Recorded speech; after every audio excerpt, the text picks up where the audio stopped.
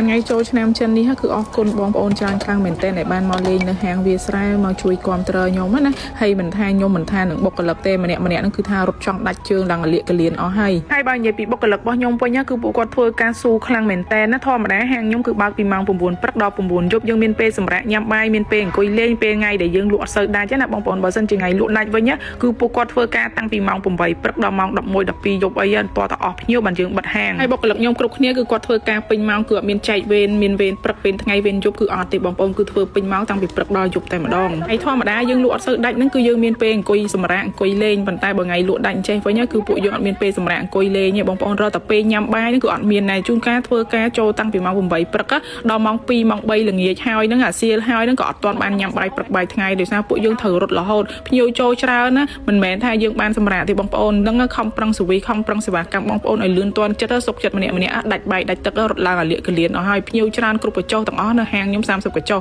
បុគ្គលិក10នាក់ជាងហើយនៅតែធ្វើអត់ទាន់រត់អត់ទាន់ទេណាបងប្អូនហើយសម្រាប់បុគ្គលិករបស់ខ្ញុំនៅក្នុងហាងហ្នឹងគឺយើងបែងចែកទៅផ្នែកនីមួយៗផ្សេងគ្នាគឺយើងមានអ្នកឆុងកាហ្វេអ្នកបុកល្ហុងមានខាងផ្នែកម្ហូបកំងមានកូនកបិតមានអ្នកលាងចានអនាម័យអីចឹងទៅហើយបុគ្គលិកដែលនៅធ្វើការជាមួយខ្ញុំពួកគាត់សុទ្ធតែជាអ្នកស៊ូហើយធ្វើការអត់ប្រកាន់ការងារទេបងប្អូនដូចជាពេលថ្ងៃដែលយើងលក់ដាច់អញ្ចឹងដូចផ្នែកកាហ្វេដែលគាត់ធ្វើការនៅខាងឆុងកាហ្វេទេតែនៅខាងក្រៅផ្នែកម្ហូបកំងឬមួយខាងផ្នែកបុកល្ហុងណាគឺគាត់ខ្វះអ្នករត់តុខ្វះអ្នកលើកម្ហូបអីហ្នឹងគឺពួកគាត់ចេញពីផ្នែកកាហ្វេគាត់ហ្នឹងគឺមកជួយservisខាងក្រៅហើយខ្ញុំតែងតែប្រាប់បុគ្គលិកដែលធ្វើការជាមួយខ្ញុំឲ្យបដៅពួកគាត់ណាបងប្អូនហើយពេលដែលយើងទៅនេពីការងារអត់រវល់អីចឹងគឺខ្ញុំតែងតែធ្វើអីញ៉ាំជុំគ្នាឲ្យប្រាប់បដៅពួកគាត់ពីការរស់នៅជាមួយគ្នាចេះស្រឡាញ់គ្នាជួយគ្នានៅពេលដែលយើងធ្វើការជាមួយគ្នាញ៉ាំបាយជាមួយគ្នាគេងជាមួយគ្នាពេលដែលយើងមានអាសន្នអន់ក្រអីគឺចេះជួយគ្នាមិនថាការងាររវល់តិចរវល់ច្រើនទេចេះជួយគ្នាចេះស្រឡាញ់គ្នាបុគ្គលិកដែលយល់ចិត្តខ្ញុំនៅជាមួយខ្ញុំធ្វើការមួយខ្ញុំគឺបានយូរណាបងប្អូនចូលកាន់ឆ្នាំហើយបើសិនជាមានបុគ្គលិកថ្មីវិញគឺធ្វើការអត់សូវបានយូរដោយសារពួកគាត់នៅក្មេងៗហើយគាត់មកធ្វើការតែមួយខែពីរខែគាត់អត់ស៊ូជាមួយនឹងការងារដូចបុគ្គលិកចាស់ឬមួយក៏មនុស្សចាស់ទេអញ្ចឹងហើយបើខ្ញុំចេះតែរើសបុគ្គលិកហើយបុគ្គលិកថ្មីគឺខ្ញុំអត់ចង់បានទេបងប្អូនខ្ញុំចង់តែថែរក្សាបុគ្គលិកចាស់ខ្ញុំ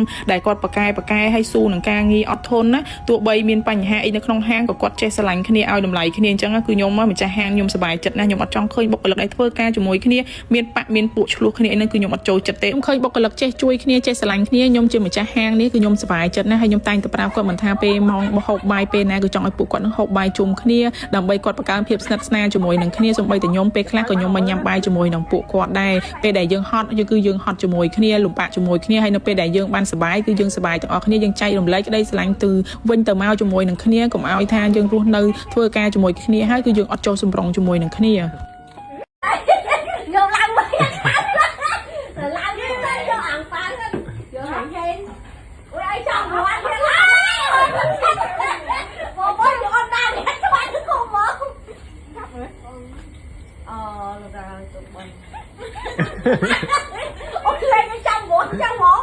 giật trâu bạn nào mà mơn á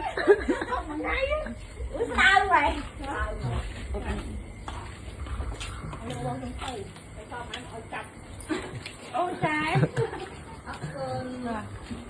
ốc cồn ui cái đó ốc cồn miền tây bàn mì hay mì hay ốc kia hay ngọt như